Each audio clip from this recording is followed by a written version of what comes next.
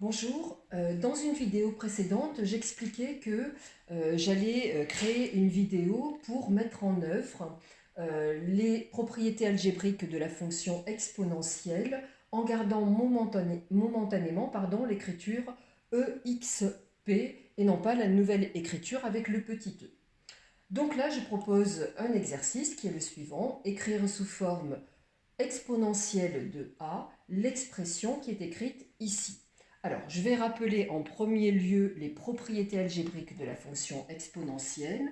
Donc, la propriété fondamentale qui est exponentielle de a plus b égale exponentielle de a multiplié par exponentielle de b, valable pour tout nombre réel a et b.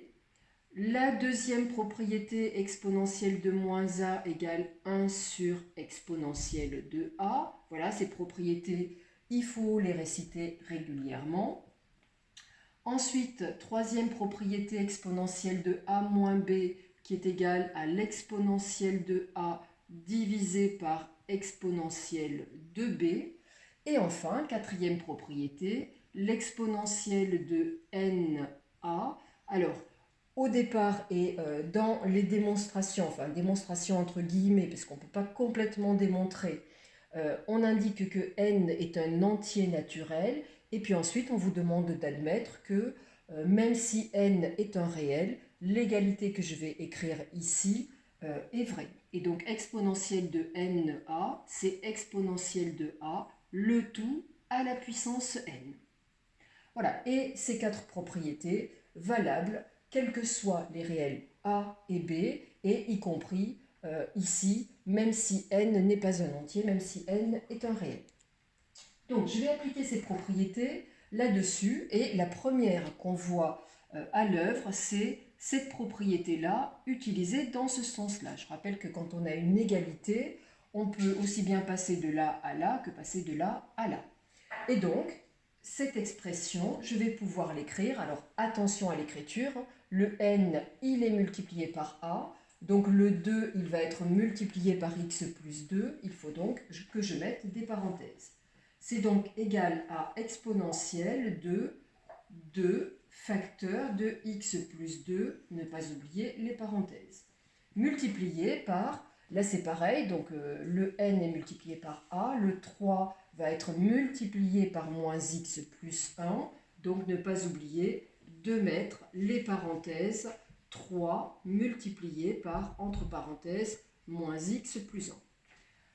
Alors, je peux enlever les parenthèses si je veux tout de suite. Ça donne donc exponentielle de 2x plus 4 multiplié par exponentielle de moins 3x plus 3.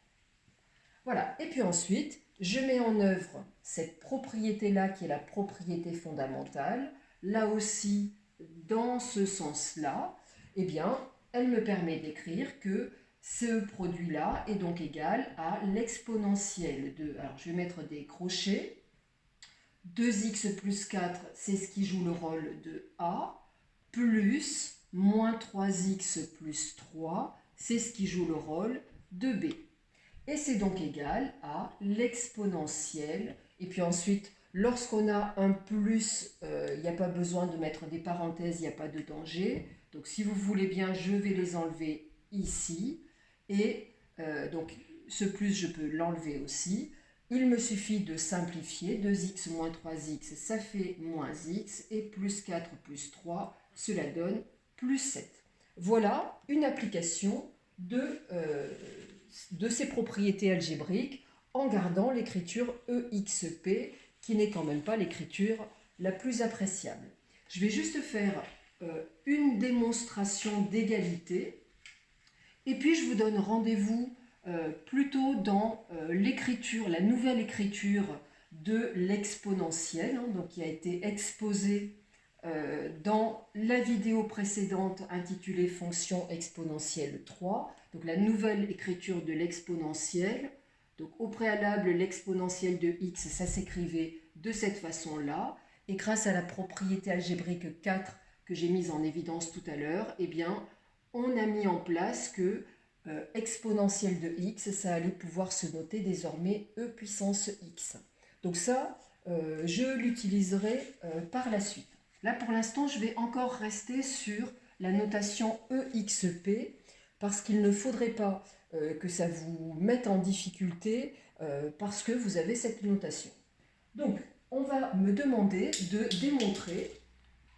démontrer que pour tout x, que pour tout réel x, c'est un exercice assez classique, eh bien, exponentielle de x divisé par exponentielle de x plus 1, ça, c'est la même chose que 1 sur 1 plus exponentielle de moins x.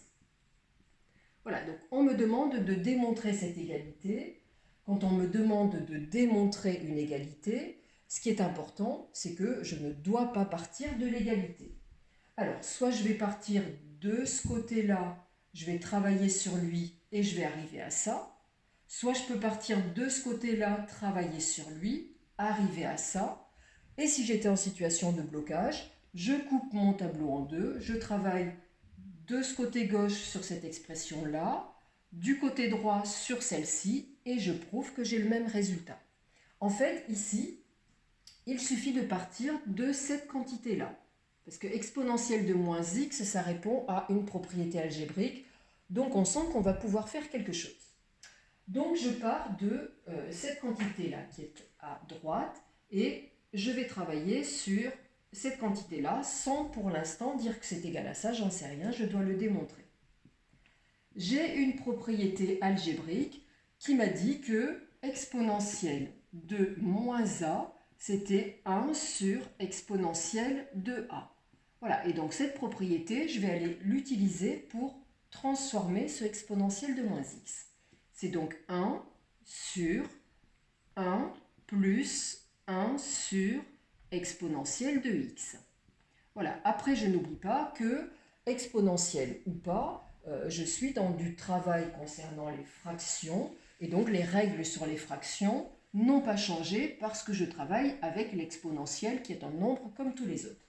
C'est-à-dire que là, en fait, et attention à votre égal qui doit être au niveau du trait principal de fraction qui est celui-ci, là, je vais aller travailler sur le dénominateur et ce dénominateur, je vais le réduire au même dénominateur. Donc 1 sur, et puis ici, donc, je vais mettre tout sur exponentielle de x. Donc voilà, je fais mes deux traits de fraction. Voilà, je mets sur exponentielle de x, ici aussi. Donc dans ce quotient-là, ça y était déjà, donc je réécris 1. 1 ici, c'était 1 sur 1. J'ai multiplié le dénominateur par exponentielle de x. Je multiplie le numérateur par exponentielle de x. Voilà, j'ai ici le même dénominateur, donc je peux dire que cette quantité-là, eh bien, est égale, alors je vais le faire ici, c'est égal à 1 divisé, donc attention à l'écriture, le égal doit bien être au niveau du trait de fraction principal, 1 divisé par exponentielle de x plus 1 sur exponentielle de x.